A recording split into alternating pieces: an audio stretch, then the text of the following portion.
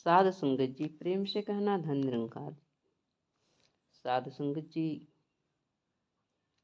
दासी आज आप लोगों के बीच सदगुरु राज ममतामयी राज माता जी के प्रवचनों का कुछ अंश है साझा करना चाहती है। साध संगत जी राज माता जी ने अपने प्रवचनों में फरमाया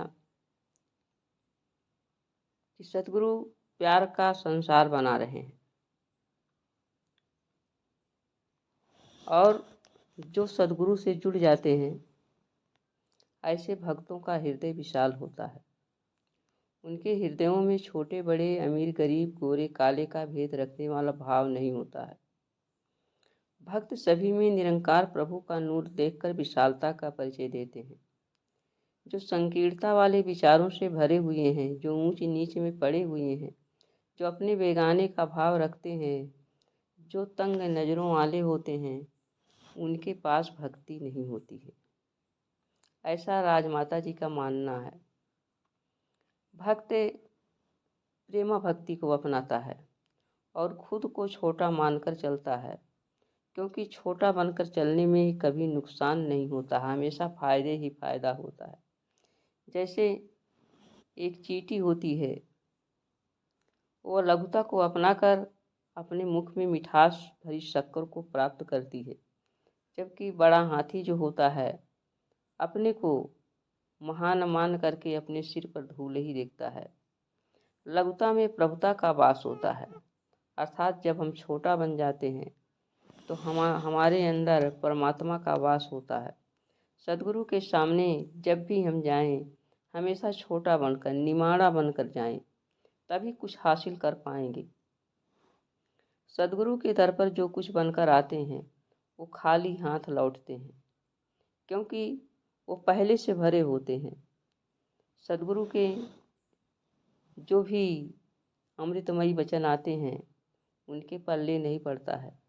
जिस तरह से एक घड़ा जो होता है, अगर पहले से भरा होता है उसमें पानी, तो बरसात के पानी का अमृतमयी बूंद उसमें नहीं समाता है, वो अगल बगल होकर गिर जाता है।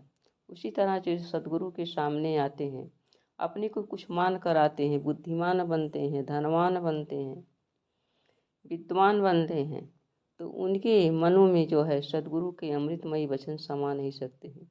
अपने सदगुरु के सामने निमाड़ा बनकर, सेवक बनकर, चाकरी का भाव लेकर जाना होता है, तब जाकर के सदगुरु की दृष्टि हमारे पर पड़ती है और सदगुरु के अमृतमयी वचन हमारे अंदर समा पाते हैं। इंसान के जीवन में प्यार सत्कार हो, मिलवर्तन का भाव हो, तभी वह इंसान है। इसके अभाव में इंसान तो शरीर को लिया है, लेकिन उसके अंदर इंसानियत नहीं है।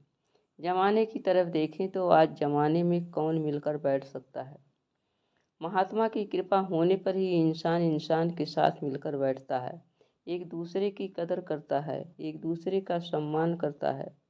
रेत की दीवारों पर उम्मीद करें कि हम मकान खड़ा कर लेंगे तो यह हमारी नासमझी है। अर्थात अगर हमारे अंदर जो है ईर्ष्या वैर नफरत है, तो हम कहें पूरा संसार हम अपना लें, पूरे संसार को एक कर लें, तो ऐसा संभव नहीं है। अर्थात पहले हमें अपने दिलों में इंसानियत को लाना होगा, प्रेम को लाना होगा, प्रेम पैदा करना होगा, तभी हम एक दूसरे के मनों पर राज कर सकते हैं। हम समुद्र के किनारे पर जाएं तो देखते हैं कि बच्चे रेत में पांव डालकर उसे थपथपाते हैं, फिर पांव बाहर निकाल लेते हैं और कहते हैं कि घर बन गया।